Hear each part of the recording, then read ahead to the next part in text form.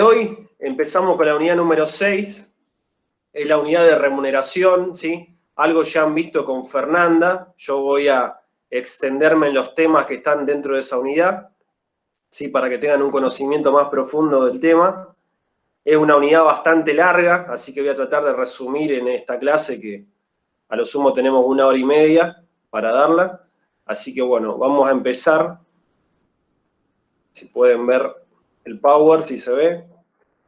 Remuneración. Dentro de remuneración tenemos también el salario mínimo vital y móvil, que vamos a desarrollar, el sueldo anual complementario, que es el SAC, la protección de la remuneración. Esto es bastante amplio, porque hay distintos institutos dentro de la ley de contrato de trabajo que protegen el cobro íntegro de la remuneración, y las prestaciones no remunerativas o no remuneratorias, que son otra clasificación que se diferencia de los conceptos remuneratorios. Ahora vamos a ver qué significa todo esto.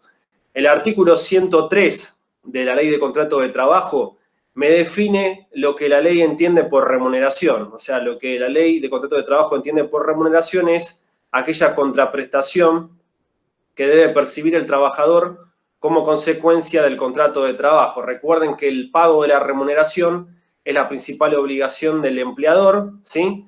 Y la debe por la contraprestación a cambio de la fuerza de trabajo que pone a su disposición el trabajador, ¿sí? Recuerden que siempre la remuneración empieza a devengarse por el simple hecho de poner la fuerza de trabajo a disposición del empleador, ¿sí? Independientemente de la prestación efectiva de servicio, ya que puede haber momentos en los cuales, a pesar de que el trabajador se pone a disposición, el empleador no le brinda tareas o porque hay algún desperfecto en alguna maquinaria en la empresa. Entonces el trabajador, por más que se pone a disposición, no puede trabajar. Y también tenemos momentos que por una cuestión de permiso legal, ¿sí? Por una excepción legal, el trabajador sigue percibiendo remuneración o devengando remuneración a pesar de que no presta tareas, como puede ser en los casos de licencias legales o convencionales, cuando padece de alguna enfermedad o accidente inculpable o un accidente de trabajo, ¿sí? O en algunos otros supuestos en donde la ley le permite faltar a su trabajo, pero justificadamente, y por lo tanto cobra remuneración, ¿sí? Bueno, el artículo 6, esta ley 24241, es la ley de jubilaciones y pensiones que está actualmente vigente, ¿sí? Con algunas reformas posteriores.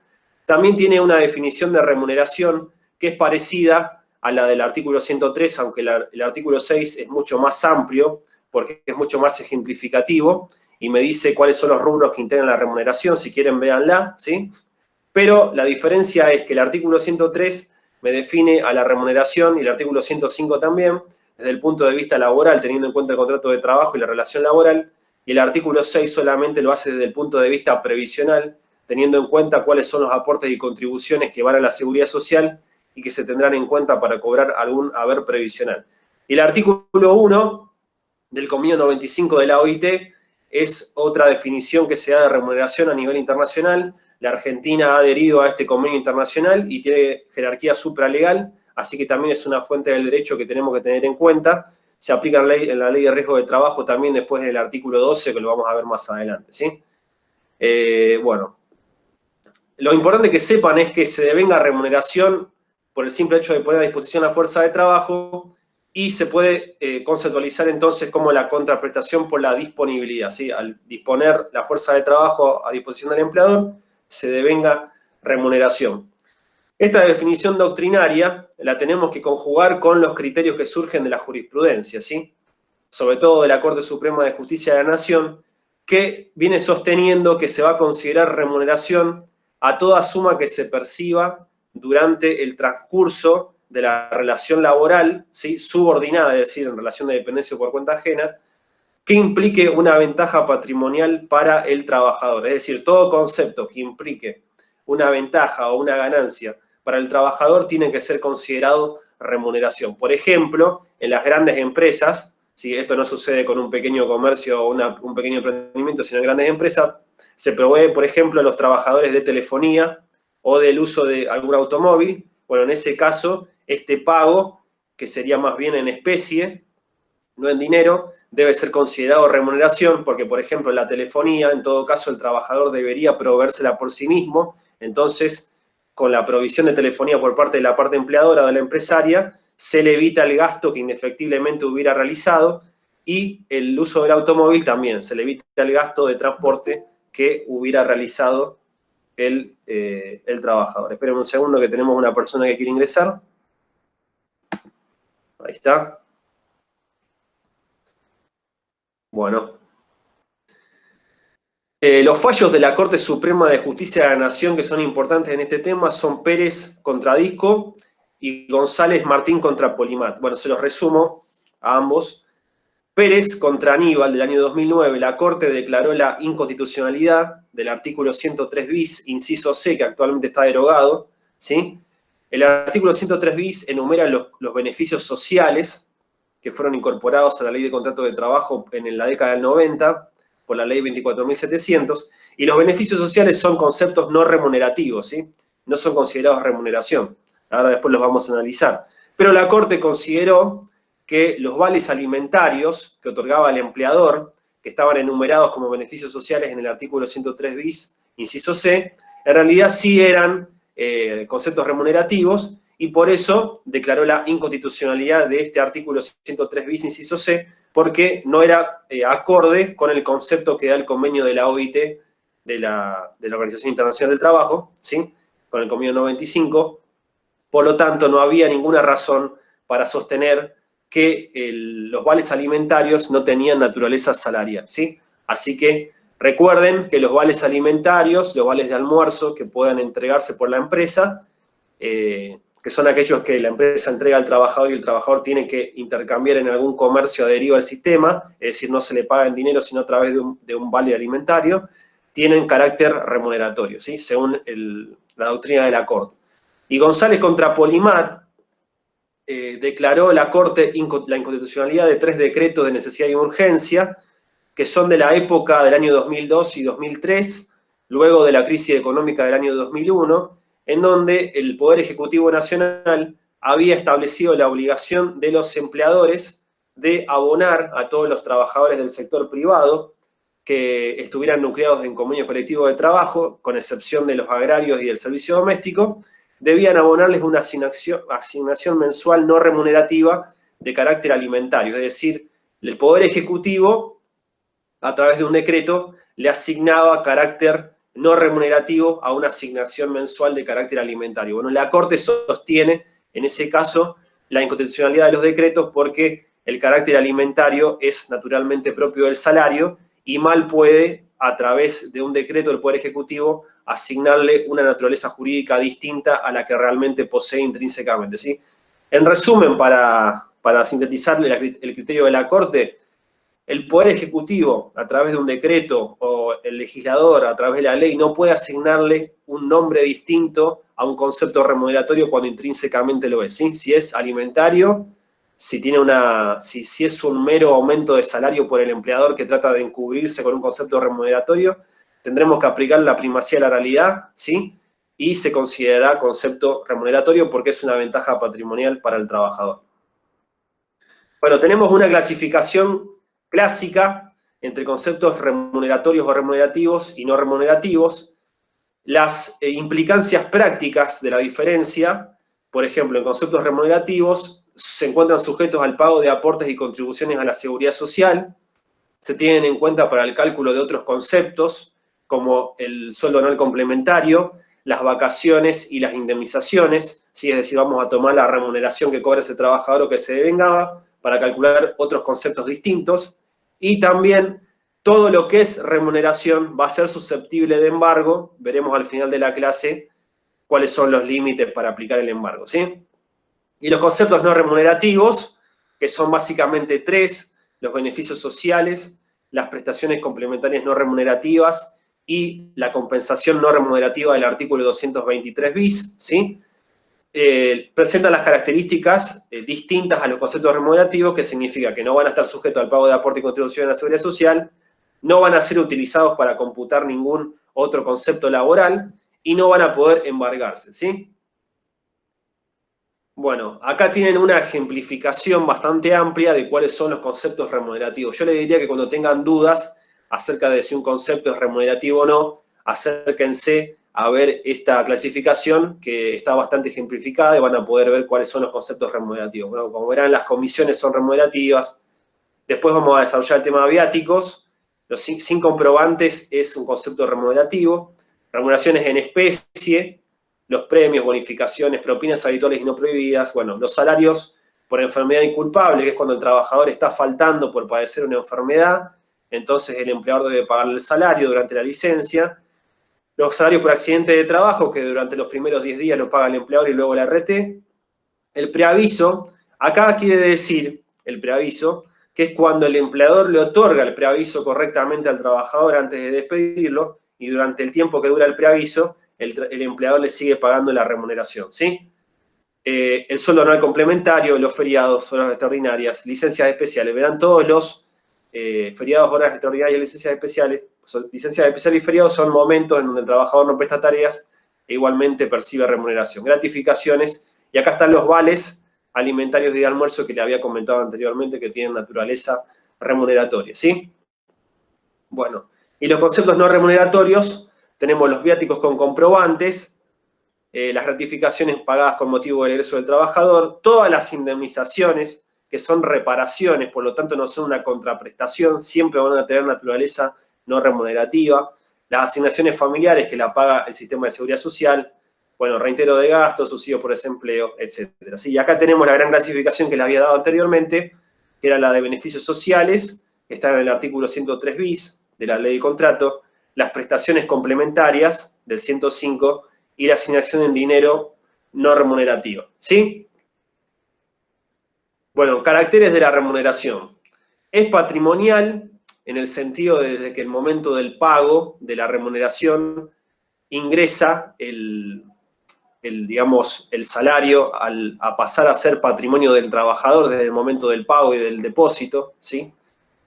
Debe ser igual, acá tiene que respetarse el principio constitucional de igual remuneración por igual tarea, ¿sí? Igual esto no implica que deba tratarse a todos los trabajadores de la misma forma, ya que pueden realizarse discriminaciones funcionales en función de la mayor laboriosidad o contracción de las tareas que presenta un trabajador, se podrá premiar ese mayor esfuerzo y pagarse una remuneración mayor, lo que trata de evitar la ley y a nivel constitucional es la discriminación, ¿sí? Injustificada y arbitraria, ¿sí? Bueno, justa significa que siempre debe abonarse una remuneración que sea proporcional al esfuerzo practicado por el trabajador. Insustituible significa que no puede ser sustituida en su totalidad por otros conceptos no remunerativos o que no sean dinero, ¿sí? Por ejemplo, el pago en especie está limitado al 20% de la remuneración, ya que el 80% por lo menos tiene que consistir en dinero. Bueno, debe ser dineraria, ya que debe consistir en el pago de dinero de curso legal, ¿sí? Instrumentos legales de pago. Inalterable e intangible, esto tiene que ver con la prohibición de cesión, es decir, el trabajador no puede ceder la remuneración en favor de otro, es irrenunciable, y también hay prohibiciones en cuanto a las deducciones, compensaciones y retenciones, después lo veremos, y tiene que ver con la inembargabilidad del salario, que en un cierto monto es inembargable, y luego, superando ese monto, se puede embargar dependiendo de lo que establezca la reglamentación, luego lo veremos más adelante, ¿sí? Bueno, debe percibirse de manera íntegra, es decir, debe pagarse en su totalidad en el momento legal de pago, y los pagos parciales siempre van a ser tomados como pagos a cuenta. Recuerde, el artículo 260 establece que los pagos a cuenta los pagos parciales van a ser tomados como pago a cuenta del total que se deba, ¿sí? Sin admitirse el silencio del trabajador como una renuncia a lo que todavía se le debe pagar, ¿sí? Bueno, conmutativa tiene que ver con la expectativa del trabajador de percibir una remuneración acorde con el esfuerzo realizado, es decir, porque tiene que saber de antemano cuáles son las ventajas y consecuencias del contrato, ¿sí? Continua quiere decir, por la característica que tiene el contrato de trabajo, de ser de trato sucesivo, ¿sí? Es decir, que no se extingue en un solo acto, sino que se repite en el tiempo, así que la remuneración se va a ir devengando mensualmente. Bueno, alimentaria significa, es la característica principal del salario, porque es la principal o la única fuente de ingresos que tiene el trabajador y su familia para mantenerse, ¿sí? Así que es muy importante. Bueno, es inembargable en los términos que establece la normativa, ¿sí? hay el salario mínimo vital y móvil no se puede embargar, y en lo que se supere del salario mínimo vital y móvil sí, y es irrenunciable por lo que les había dicho anteriormente, en donde el trabajador no puede privarse voluntariamente de la remuneración, ¿sí? Bueno, hasta acá, ¿cómo venimos, chicos?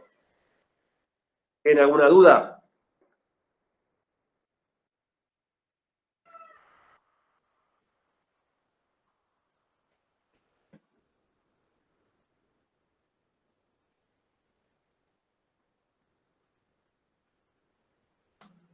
Bueno, vamos a comenzar con el salario mínimo vital y móvil, ¿sí?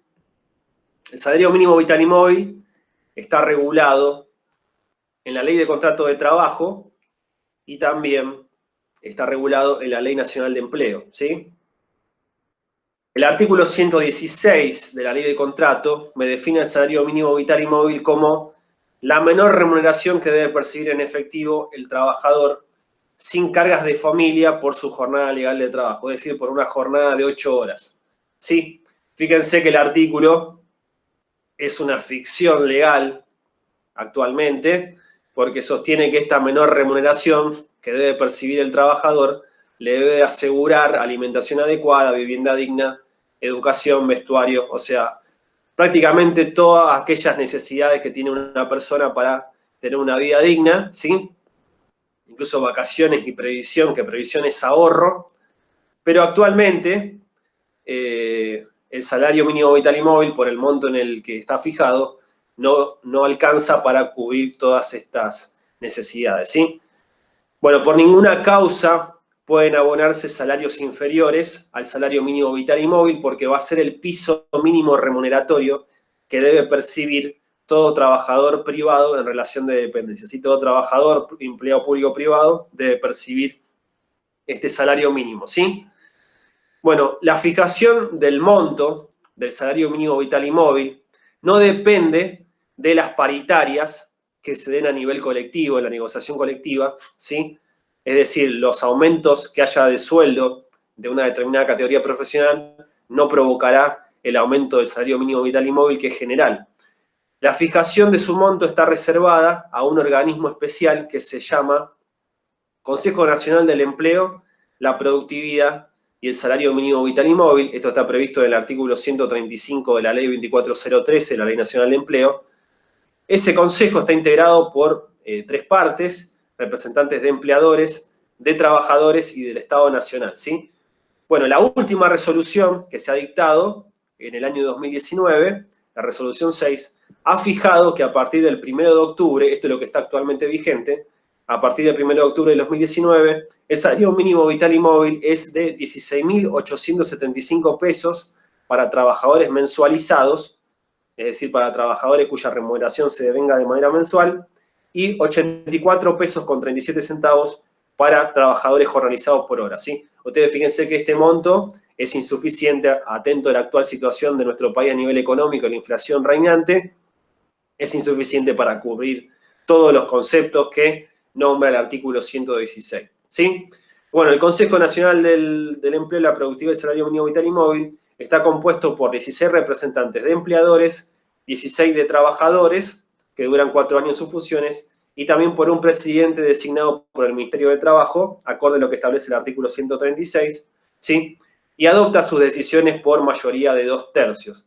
En las últimas 3 reuniones que ha tenido el Consejo, no se han puesto de acuerdo las partes, y en la última también, en la del 2019, se ha tomado la decisión de manera unilateral por el gobierno en la fijación del salario, porque siempre la patronal fijaba un salario no acorde a lo que pedía el sector trabajador, y el sector trabajador siempre pedía un salario mínimo por lo menos equivalente a la canasta básica total, ¿sí? Y nunca se pudo llegar a un acuerdo en las últimas 3 reuniones, sobre todo por la crisis económica que vive el país en los últimos años. Así que de manera unilateral, el Ministerio de Trabajo, el gobierno, ha decidido fijar estos montos actuales, ¿sí? Bueno, después tenemos otras clasificaciones, el salario garantizado. Este es un tipo de salario que surge de un pacto entre el trabajador y el empleador de manera individual, ¿sí? Y siempre va a superar al piso mínimo del salario mínimo vital y móvil, y lo que se asegura, lo que se garantiza con este concepto, es algún rubro salarial. Por ejemplo, les podría dar el ejemplo de comisiones sobre ventas. Supónganse que se haya pactado entre trabajador y empleador que todos los meses se iba a percibir sobre comisiones sobre ventas un monto de 15.000 pesos, y en determinado mes, porque baja la producción y las ventas, el trabajador no logra llegar a esos 15.000 pesos de comisiones, e igualmente el empleador deberá abonarle este salario garantizado. Y luego tenemos el salario convencional, que es el que surge de la celebración de un convenio colectivo de trabajo entre la Asociación Sindical con Personería Gremial y la representación empresaria, ¿sí? En cada convenio colectivo de trabajo, dependiendo de la categoría profesional que tenga un determinado trabajador, va a tener un determinado salario básico de convenio, el cual va a ser la remuneración principal y básica de ese trabajador, y luego se van a establecer adicionales, que también están fijados por los convenios colectivos, que van a tomar ese salario principal y se van a calcular en base a ese salario los adicionales, que van a ser porcentajes o sumas determinadas teniendo en cuenta ese salario principal, ¿sí? Bueno, el salario convencional es imperativo, es decir, desde el punto de vista, a partir del momento en que se fija convencionalmente, va a ser obligatorio su pago para todos los empleadores que estén nucleados en esa actividad, va a ser inderogable e irrenunciable, ¿sí? Bueno, después tenemos la clasificación de la remuneración que realiza la doctrina, ¿sí? Existen dos grandes formas de clasificarla. Una de ellas tiene en cuenta la forma de determinación y la segunda tiene en cuenta la importancia patrimonial, ¿sí?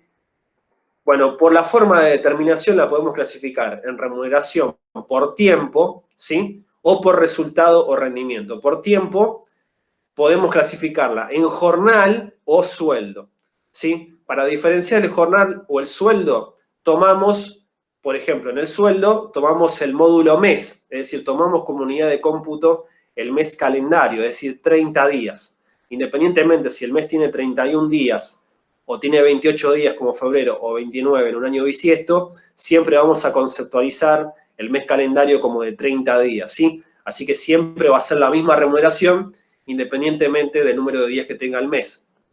Y cuando tomamos como unidad de cómputo la hora o el día, el salario se denominará jornal, ¿sí? Acá el jornal horario, dependiendo de la actividad de que se trate, generalmente en la industria, y el convenio colectivo que se aplique, se le dará un valor al jornal horario y el diario, y para calcular la remuneración deberemos multiplicar, por ejemplo, si tenemos que calcular un día de trabajo, multiplicaremos por 8, por la jornada legal de trabajo, el jornal horario, y el diario lo dividiremos por la cantidad de horas que se haya trabajado cuando tenemos que conseguir el jornal horario, ¿sí?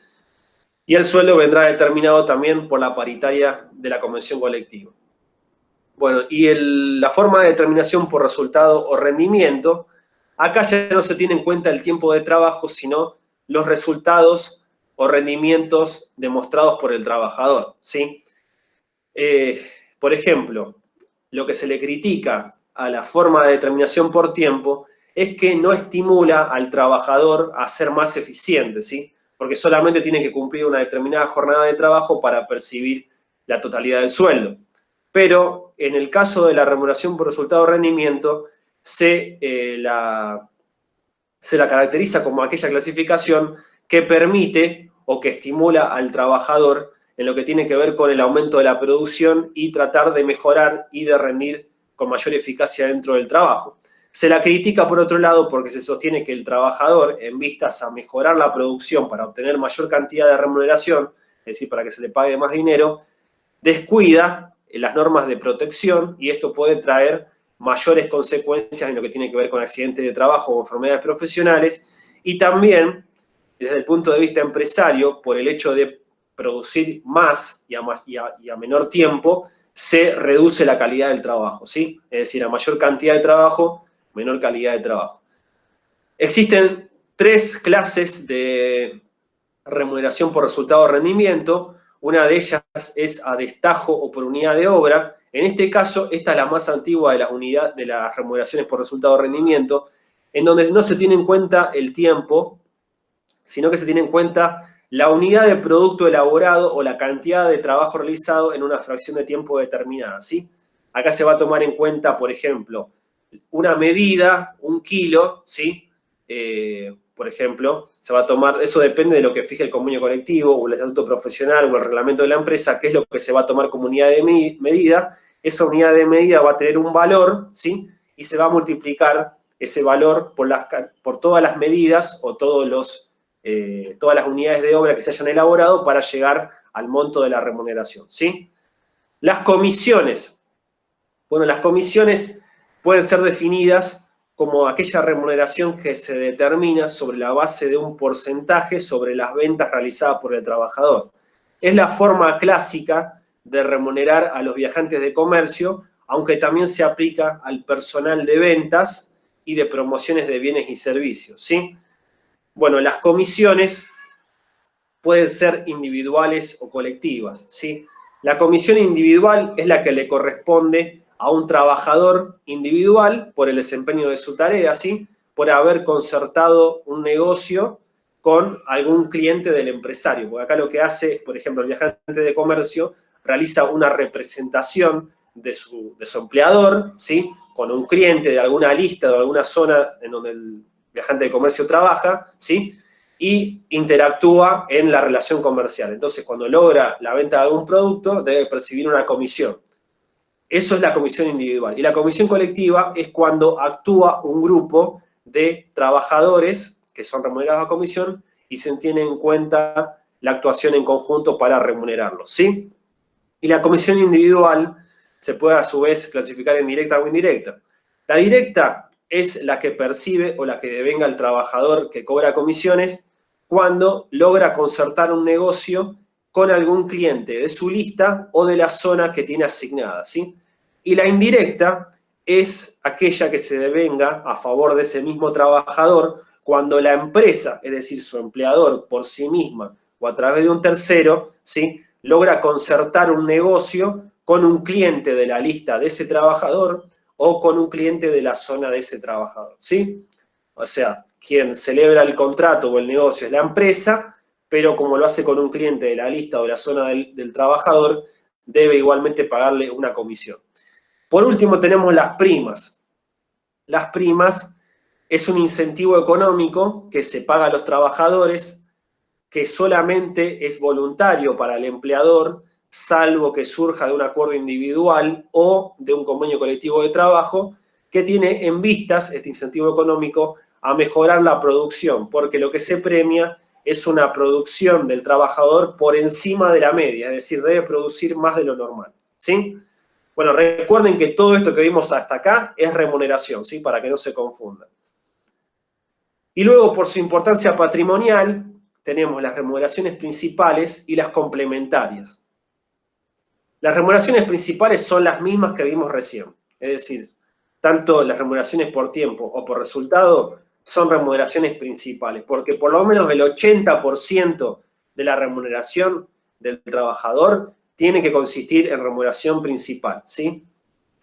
Las complementarias siempre van a ser accesorias, ¿sí? Van a ser una parte pequeña de la remuneración del trabajador, ¿sí? La más importante que tenemos acá es el SAC, el sueldo anual complementario, ahora lo vamos a analizar, luego tenemos las gratificaciones, la participación en las ganancias, las propinas, los viáticos, los adicionales, que tenemos una gran cantidad más allá de las que les puse aquí, ¿sí? Y la remuneración en especie, que un ejemplo clásico de la remuneración en especie es el uso de habitación o vivienda. Bueno, las gratificaciones, para darle un concepto, es un pago voluntario que realiza el empleador, ¿sí? Es discrecional, por lo tanto, si quiere puede no hacerlo.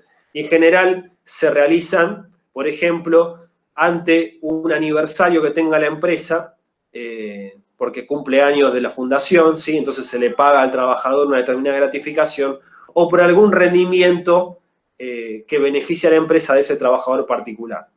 La doctrina sostiene, como las gratificaciones son voluntarias y discrecionales, es decir, el trabajador en principio no podría reclamar que se la pague en el próximo periodo, La pregunta es a partir de cuándo o qué tiene que suceder para que el trabajador sí tenga derecho a reclamar el pago de gratificaciones. Bueno, la doctrina y la jurisprudencia sostienen que tienen que darse 3 requisitos para que el pago de gratificaciones sea obligatorio. Es decir, a partir del momento en que el empleador la paga, debe suceder determinadas situaciones para que luego el trabajador tenga el mismo derecho en el próximo periodo. El primer requisito es la habitualidad, ¿sí? O sea, tiene que haber una reiteración de pagos a través del tiempo que permita que el trabajador tenga la expectativa de volver a cobrar la gratificación. El segundo requisito es que deben darse las mismas condiciones que se dieron en el primer periodo para que el trabajador tenga derecho a cobrar nuevamente la gratificación. Tendrá que volver a producir de la misma manera el trabajador o tendrá que volver a producirse otro aniversario donde el empleador considere que deba pagarse la gratificación. Y por último, tienen que responder siempre a servicios ordinarios, es decir, debo pagar la gratificación como empleador ante un servicio normal y ordinario del trabajador y no ante servicios extraordinarios que sé que en el próximo periodo no van a ocurrir, ¿sí? Caso contrario, las gratificaciones siempre son voluntarias, recuerden eso, y van a depender de la exclusiva discreción del empleador. Bueno, las participaciones en las ganancias, este es un concepto que surge de la Constitución Nacional, del artículo 14 bis, y actualmente esa parte del artículo 14 bis es programática, es decir, necesita de una norma a nivel local que la reglamente para darle operatividad, así que actualmente la participación en las ganancias es muy difícil que se dé, dependería de una voluntariedad del empleador o de un contrato individual o de un convenio colectivo de trabajo que la establezca. Pero en caso de que suceda, siempre la participación del trabajador va a ser sobre utilidades netas, es decir, sobre las ganancias deducidos los impuestos, ¿sí? Bueno, después analizaremos propinas y viáticos. Los adicionales siempre son accesorios a la remuneración, es decir, siempre van a depender de la remuneración, van a ser un porcentaje o una suma fija. Fíjense que tenemos distintos conceptos, puede ser por la antigüedad del trabajador, porque desempeñó determinadas funciones que al ser de mayor rango o de mayor jerarquía de las que tiene en la normalidad del trabajador, por lo tanto el empleador debe pagarle una remuneración mayor adicional, por desarrollar tareas riesgosas que pongan en peligro su salud, por trabajos extras que no correspondan con la categoría profesional del trabajador, por el título profesional que tenga el trabajador, lo que supone que tiene un mayor conocimiento y eso debe premiarse, y los premios, que son premios en general por productividad, por asistencia, ¿sí? Por presentismo. Todos estos adicionales, en casi la totalidad del 100% de los casos, vienen fijados por los convenios colectivos de trabajo o por los estatutos profesionales, también podría surgir de un contrato individual, pero la ley de contrato de trabajo no los establece ni los ejemplifica, ¿sí? Siempre van a surgir de un acuerdo individual o colectivo, ¿sí? Y las remuneraciones en especie, la remuneración en especie es todo pago que en cualquier otra forma que no consista en dinero, ¿sí? La remuneración en especie tenemos 3 clases, una de ellas es el pago en alimentos. En general el pago en especie se realiza con algún producto que produce o vende el mismo empleador. Si la empresa es una empresa alimenticia, podrá pagar a sus trabajadores con alimentos. Obviamente esto es remuneratorio porque es una ventaja patrimonial para el trabajador, porque no va a tener que erogar dinero, ¿sí? No va a tener que pagar dinero en un comercio para hacerse de los alimentos, porque ya los tiene porque se los da el empleador, ¿sí? Otro ejemplo es el uso de habitación o vivienda, que se da en general cuando el trabajador vive en el establecimiento o en una zona aledaña, ¿sí? O su familia también. En ese caso, se le ahorra el tema del pago de un alquiler, ¿sí? En caso de que no tenga vivienda propia, por lo tanto también va a ser un concepto remuneratorio, ¿sí? Así que el pago en especie es remuneratorio, no consiste en el pago en dinero, pero siempre va a estar limitado al 20%, ¿sí? El artículo 107 de la Ley de Contrato de Trabajo me limita el pago en especie al 20%, ¿sí? Bueno, vamos a analizar el SAC, ¿sí? Hasta acá, ¿me han entendido cómo vienen con la clase?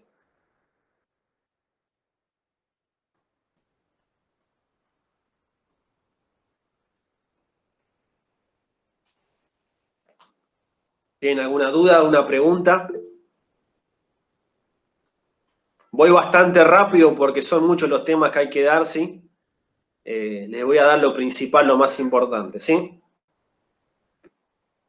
Quiero llegar a lo clave que es embargo y el tema de la protección de la remuneración. El SAC es un concepto importantísimo, ¿sí? Recuerden que el SAC siempre es un salario más. Tenemos 12 salarios, porque tenemos 12 meses en el año calendario, y el SAC va a ser el salario número 13, ¿sí?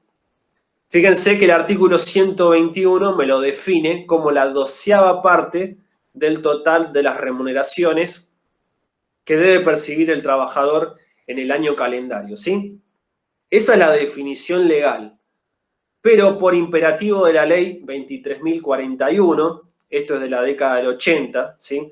Que modificó el método de cálculo, ¿sí? Y luego el 122, que ha sido también reformado por la ley 2773, una ley bastante nueva, ¿sí? Se ha reformado, se ha tomado, digamos, el método de cálculo se lo ha cambiado, ¿sí? Ya no se hace una división por 12, sino que actualmente el sueldo anual complementario consiste en el 50% de la mayor remuneración mensual devengada por todo concepto, ¿sí? Dentro de los 2 semestres que culminan en los meses de junio y diciembre de cada año, ¿sí? Es decir, que tenemos un sueldo más, que va a ser la mayor remuneración, la mejor remuneración que tenga ese trabajador. Se va a pagar en 2 cuotas, la primera el 30 de junio y la segunda el 18 de diciembre de cada año, ¿sí? Supónganse que tenemos el primer semestre del año, que son 6 meses, ¿sí? Tenemos que ver las remuneraciones devengadas en ese semestre, ¿sí? La mayor, la mejor, es la que vamos a computar para calcular el SAC, ¿sí? Y esa es la que se va a abonar en el primer semestre, ¿sí?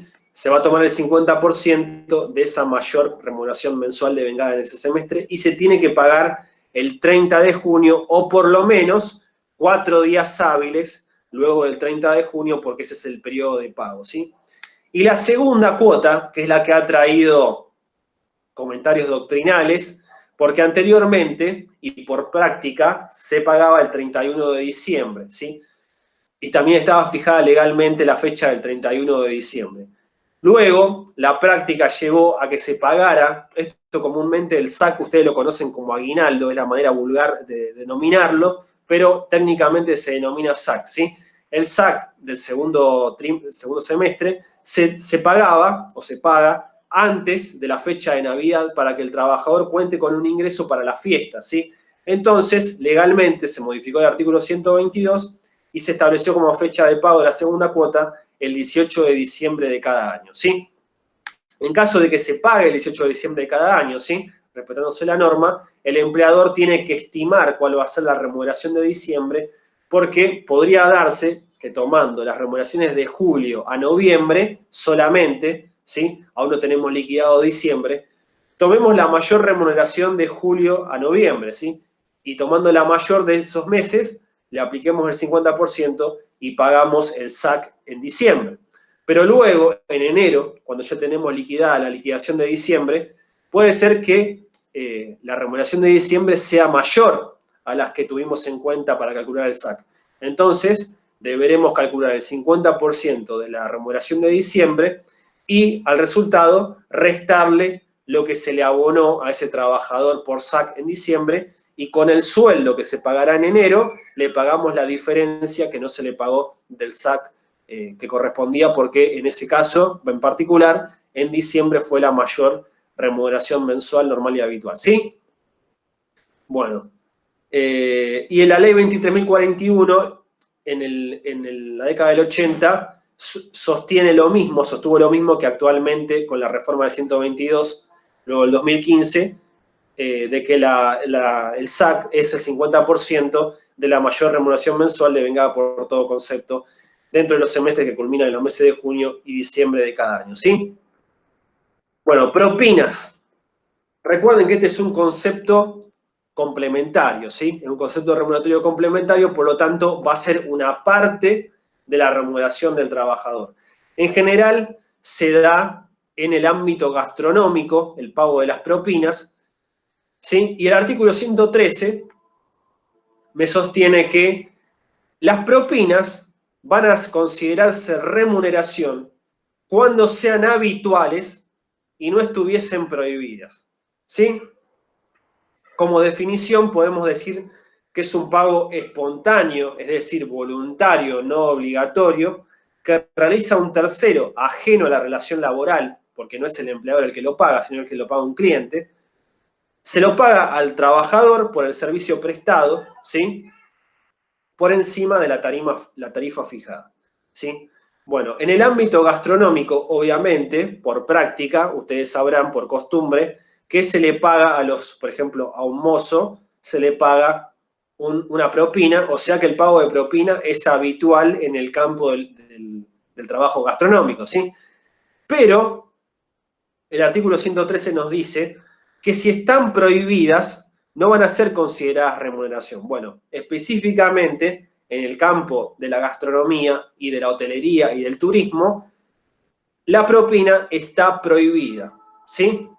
El convenio colectivo 362 del 2003, que fue celebrado con la Asociación Hotelera y Turismo de la República Argentina, ¿sí? Y el convenio colectivo 389 del 2004, con la Federación Empresaria Hotelera Gastronómica de la República Argentina, ¿sí? Ha fijado en los artículos 93 y 94 este convenio y en el artículo 11.6 y 11 del convenio 389 de 2004, ha fijado la prohibición del pago de propina, ¿sí? O sea que para el sector gastronómico la propina está prohibida, por lo tanto es un concepto no remunerativo, ¿sí?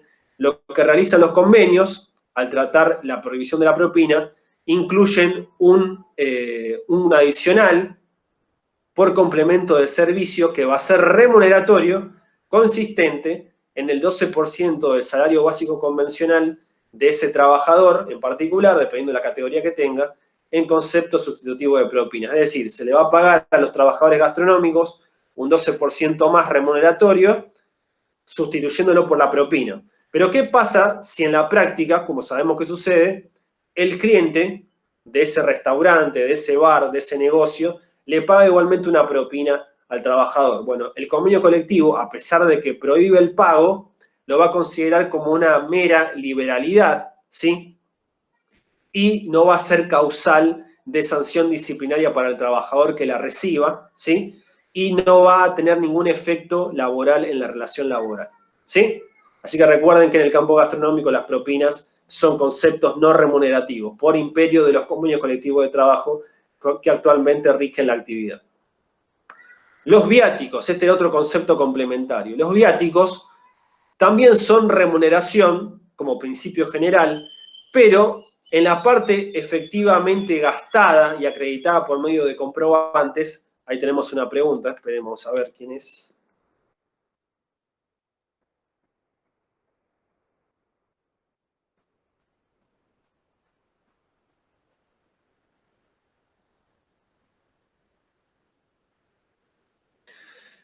Bueno, Agustín, si el restaurante se queda con un porcentaje de la propina, que en realidad debería ser remuneración exclusiva del trabajador, será una conducta ilegal, ¿sí? Salvo que el convenio colectivo de la actividad lo prevea, ¿sí? Si el empleador se queda con un concepto que es propio del trabajador, está cometiendo un ilícito. Eso podría suceder claramente. Pero en teoría debería ser el 100% para el trabajador.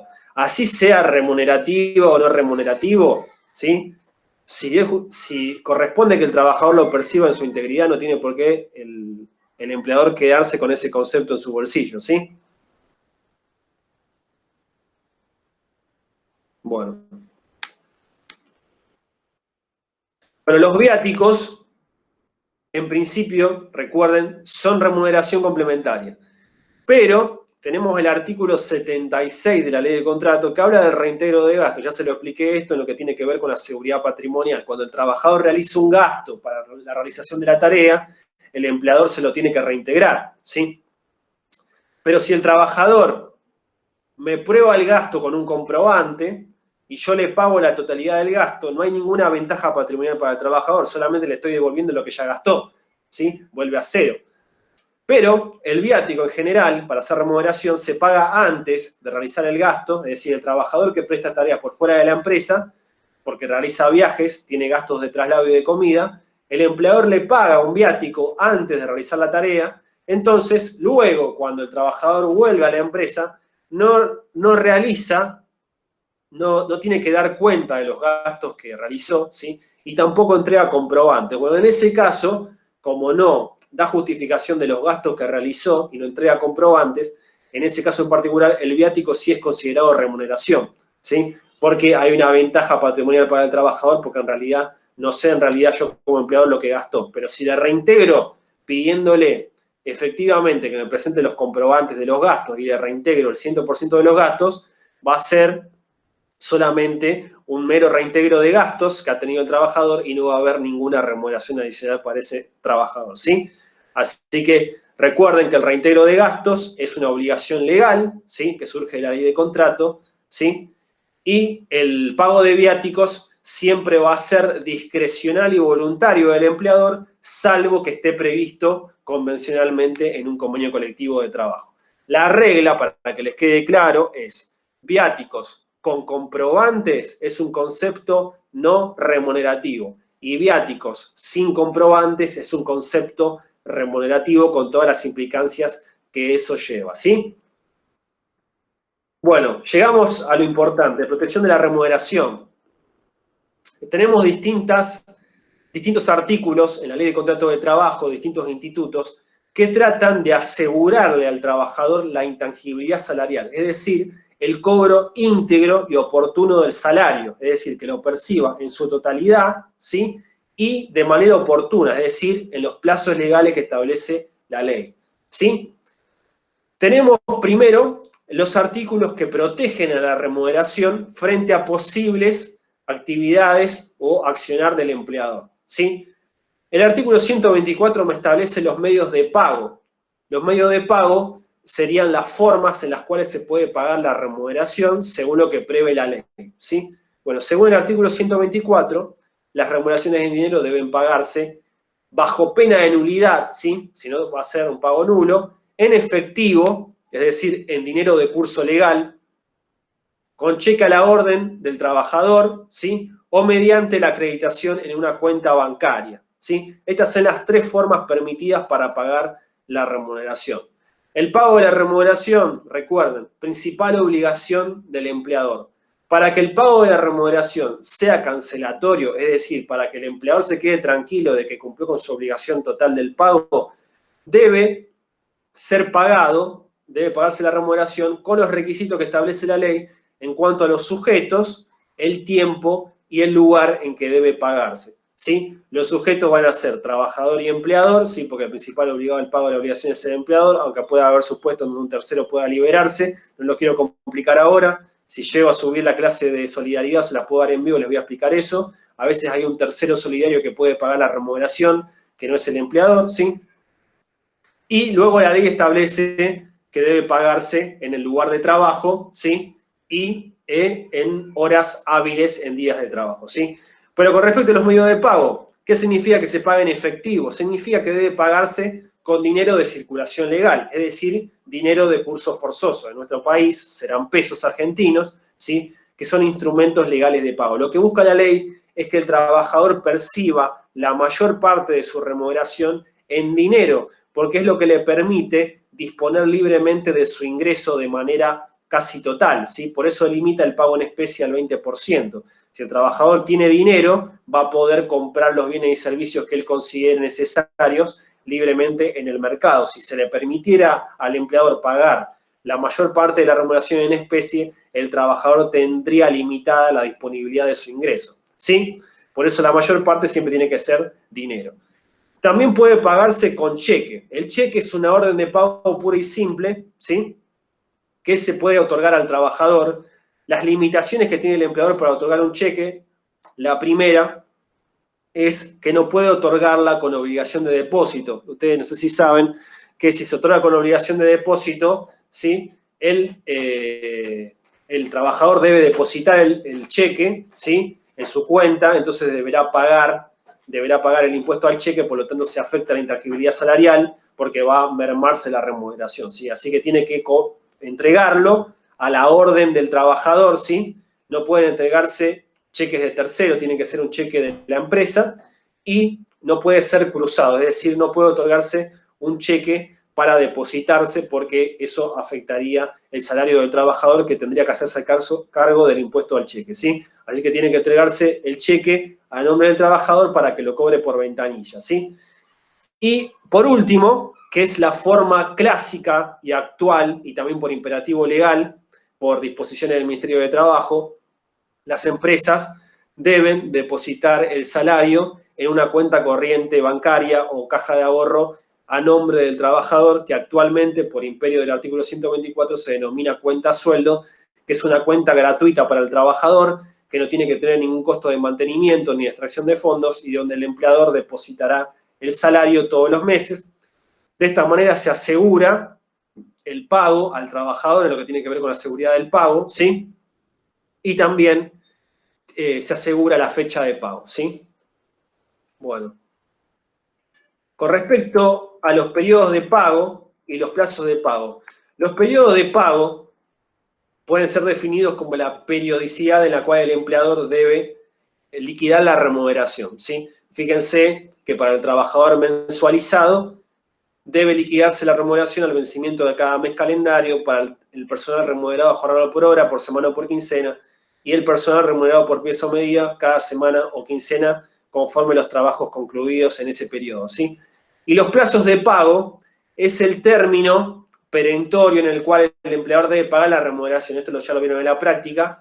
El artículo 128 establece que una vez vencido el periodo que corresponda, por ejemplo, en el trabajador mensualizado, una vez vencido el mes calendario, en los primeros 4 días hábiles del mes siguiente debo pagar la remuneración, y también al trabajador que cobra de manera quincenal, y dentro de los primeros 3 días hábiles para el trabajador que percibe sus saberes de manera semanal, ¿sí? Una vez que se vencen estos días hábiles, ingresamos en mora, ¿sí? O sea, el empleador se constituye en mora automáticamente sin necesidad de interpelación.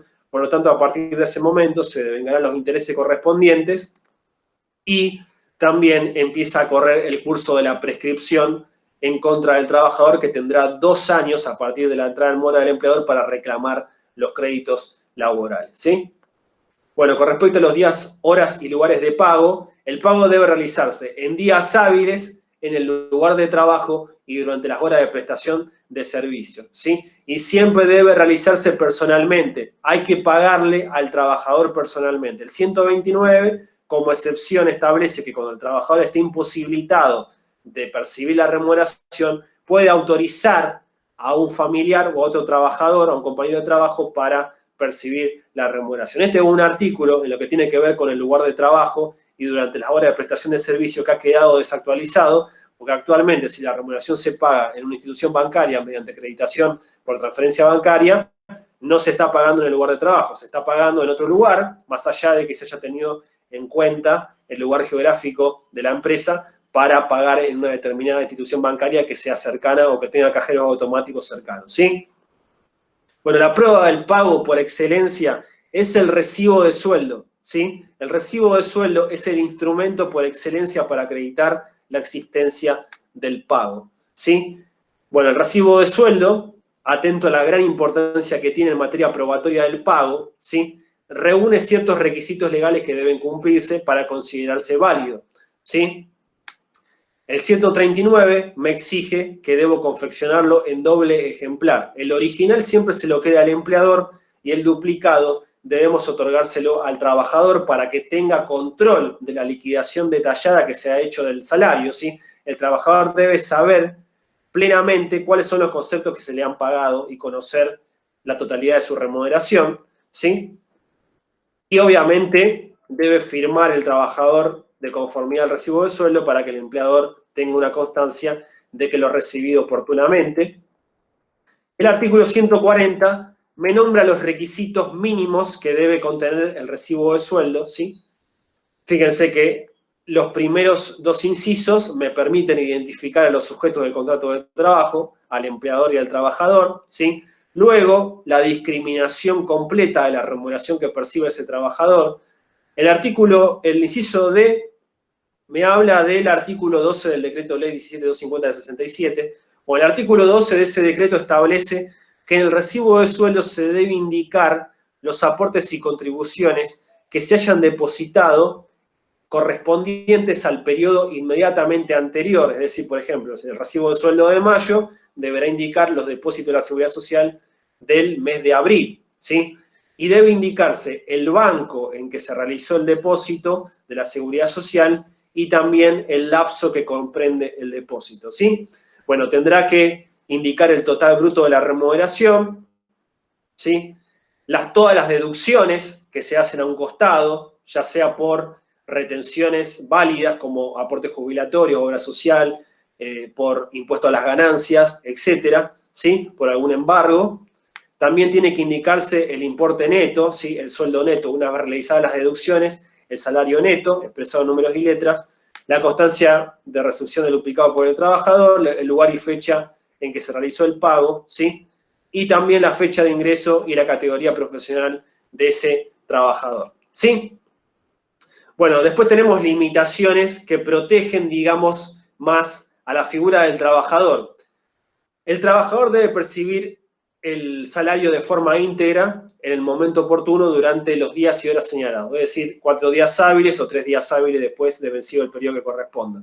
Pero en determinadas situaciones, por la necesidad del trabajador, puede necesitar que se le abone un adelanto. Bueno, el trabajador lo puede solicitar a su empleador y el empleador tiene la facultad de otorgar el adelanto, no tiene la obligación, ¿sí? Es una facultad, pero está limitada hasta el 50%. Es decir, puedo abonarle en este mes, en el cual ya le pagué la remuneración al trabajador, puedo abonarle el 50% de la remuneración del mes que viene, ¿sí? Solo hasta el 50%, salvo casos de gravedad, ¿sí? O de urgencia, en donde podría superarse ese porcentaje, ¿sí? Bueno, después tenemos límites a las retenciones y deducciones y compensaciones. Fíjense que el artículo 131 prohíbe todo tipo de deducción, retención o compensación sobre la remuneración del trabajador, protegiendo la intangibilidad salarial, ¿sí? Y también acá hace una limitación al ius variandi disciplinario, sosteniendo que no se pueden imponer multas al trabajador deduciéndole o reteniéndole determinados montos de su remuneración. El artículo 133 establece un porcentaje máximo de retención, que esto tiene que ver con el embargo, ¿sí? En donde me sostiene que solamente se podrá retener hasta el 20% del monto total de la remuneración, salvo el caso del artículo 130, en donde se permite, por adelanto de remuneración, retener hasta el 50% de la remuneración posterior, ¿sí? Y en caso de que se realice algún tipo de deducción, retención o compensación por otro concepto, se necesitará el consentimiento del trabajador y también la autorización de la autoridad administrativa del trabajo, ¿sí?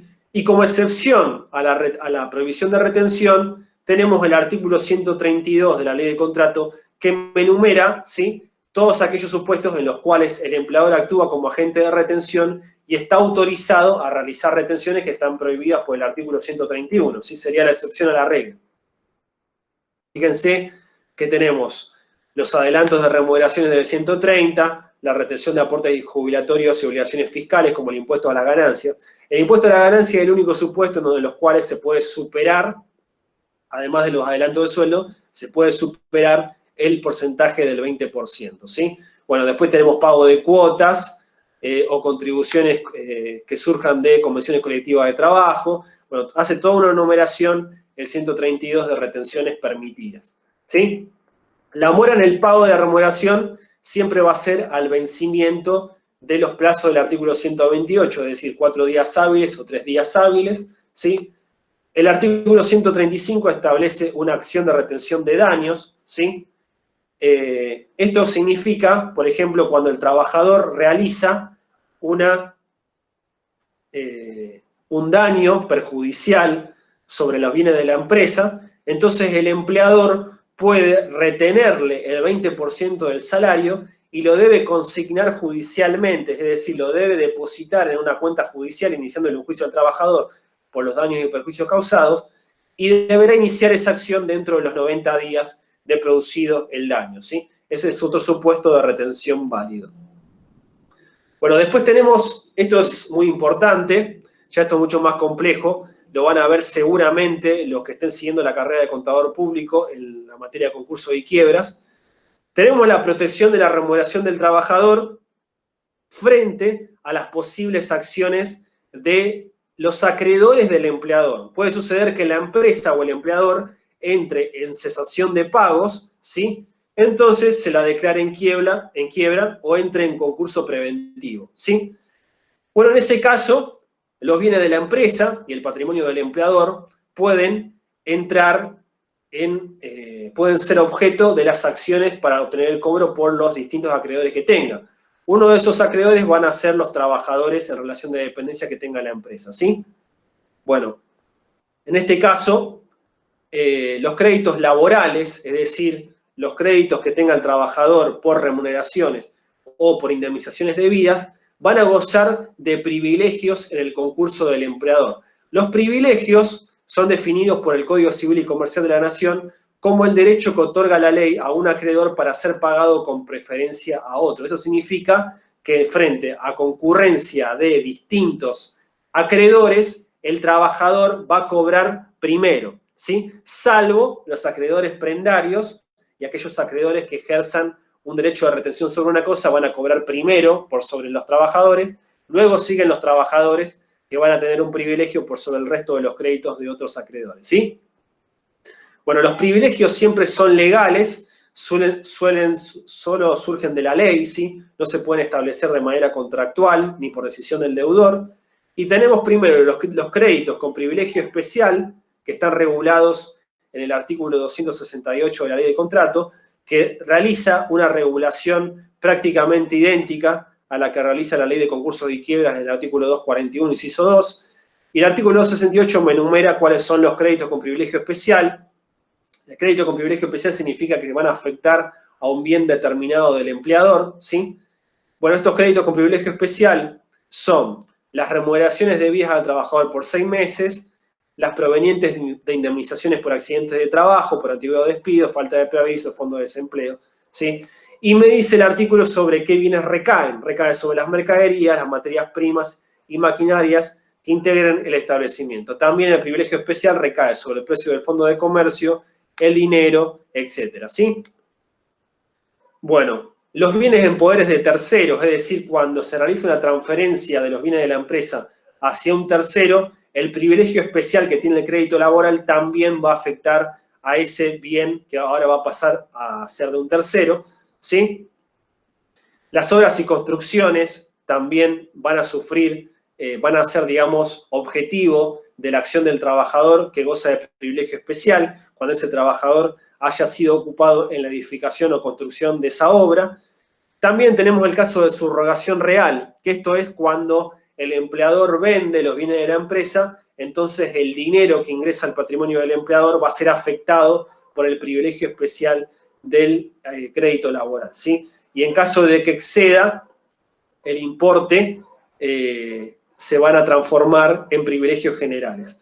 Los privilegios generales surgen después de los privilegios especiales porque ya no van a estar, digamos, subsumidos o contemplados en un bien particular de la empresa, sino que van a ejercerse sobre los bienes de la totalidad de la empresa. El artículo 273 de la Ley de Contrato trata sobre los privilegios generales, que tiene una regulación muy similar al artículo 246 de la Ley de Concursos, y me enumera los créditos a nivel laboral que gozan de privilegio general, y también el artículo 274 de la Ley de Contrato extiende los privilegios a los intereses, pero solo por el plazo de 2 años a contar de la fecha de la mora, ¿sí? Bueno, chicos, hasta acá. ¿Me entendieron esto de los privilegios, más o menos?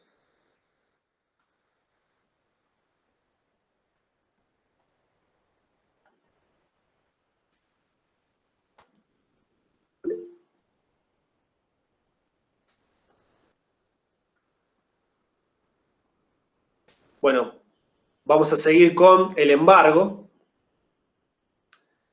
El artículo 147, acá ya no estamos hablando de los acreedores del empleador, sino de los acreedores del trabajador, ¿sí? Acá va a ser el trabajador que va a ser deudor, ¿sí? Y que va a tener un juicio en su contra con una sentencia que fija un embargo para hacer efectivo un crédito en general comercial, o también puede ser una demanda por alimentos, ¿sí? El trabajador puede ser padre de familia y tener que pagar alimentos a su hijo, ¿sí? Bueno, en este caso, el artículo 147 de la Ley de Contrato establece que las remuneraciones de los trabajadores son inembargables, es decir, no se pueden embargar en la proporción que surge del artículo 120, salvo por deudas alimentarias. Así que ya ven que por una acción de alimentos, que en general ejerce el otro progenitor que reclama, que se hace cargo de sus hijos, ¿sí? En ese caso no va a regir este principio general, ¿sí? También las litis expensas van a estar exentas de este principio general. Ahora lo vamos a ver en el decreto, ¿sí? El salario mínimo vital y móvil, según el 120, es inembargable, ¿sí? No se puede tocar, salvo por deudas alimentarias o litis expensas, ¿sí? La reglamentación que establece qué es lo que se puede embargar es la del decreto 484 del 87, que establece que las remuneraciones devengadas por los trabajadores no van a poder ser embargadas hasta la concurrencia de un salario mínimo vital y móvil. O sea que hoy en día el monto de 16.875 mensuales no se puede embargar. Lo que se supere de ese monto mínimo, del salario mínimo, puede ser embargado, pero en la proporción que establece el decreto en su artículo 1, que sostiene que las remuneraciones no superiores al doble del salario mínimo vital mensual van a poder ser embargadas hasta el 10% del importe que excediere del salario mínimo.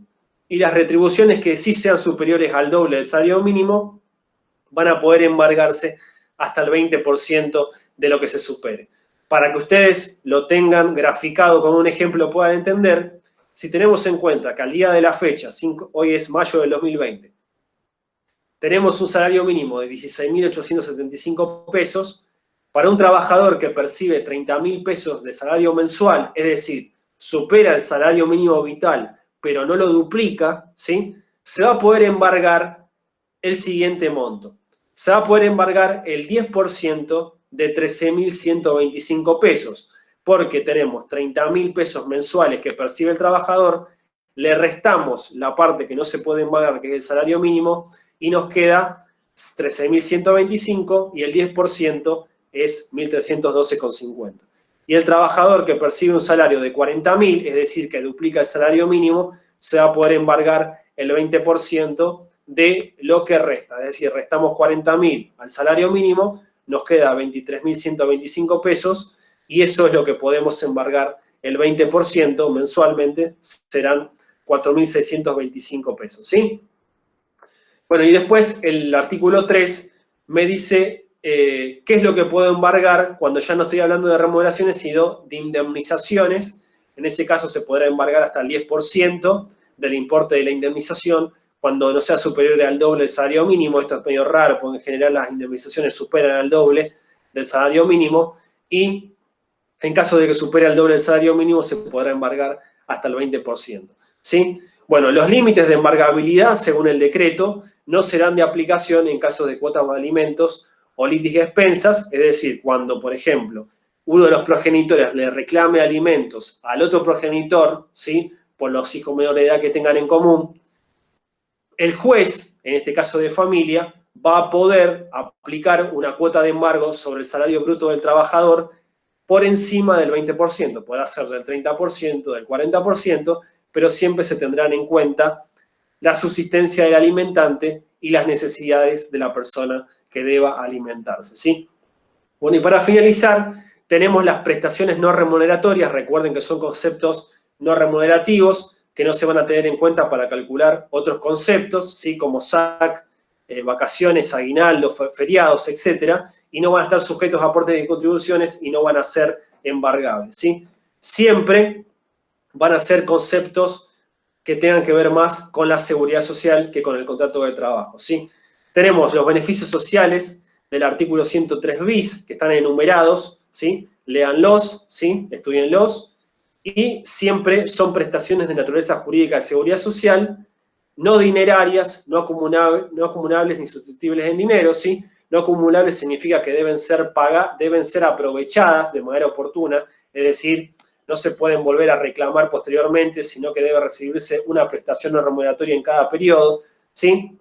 Y tienen por finalidad mejorar la calidad de vida del dependiente o de su familia a cargo. Van a ser voluntarias para el empleador, salvo que se establezcan de manera convencional o por contrato individual, ¿sí?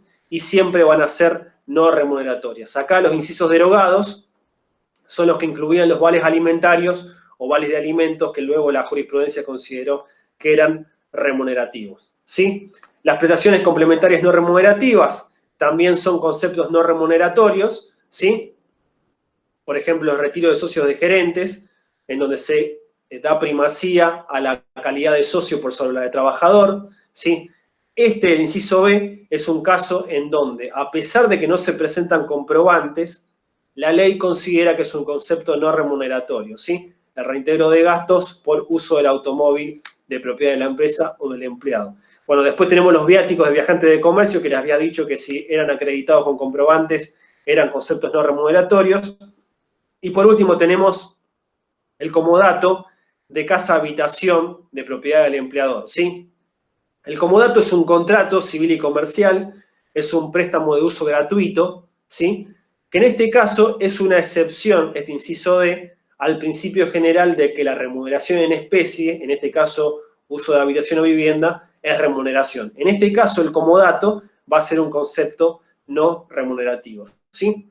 Y por último, para finalizar, tenemos la compensación no remunerativa, que hoy en día es la estrella, lamentablemente, por la situación económica que padece la Argentina y por la prohibición de circulación que ha establecido el gobierno a nivel nacional, en donde muchas empresas han visto cerradas sus persianas, ¿sí? Porque no pueden trabajar, porque hay una prohibición por una cuestión de cuarentena y por una cuestión sanitaria, más allá de que se han ido abriendo distintas excepciones a distintos comercios e industrias, sobre todo a partir de esta semana, ¿sí?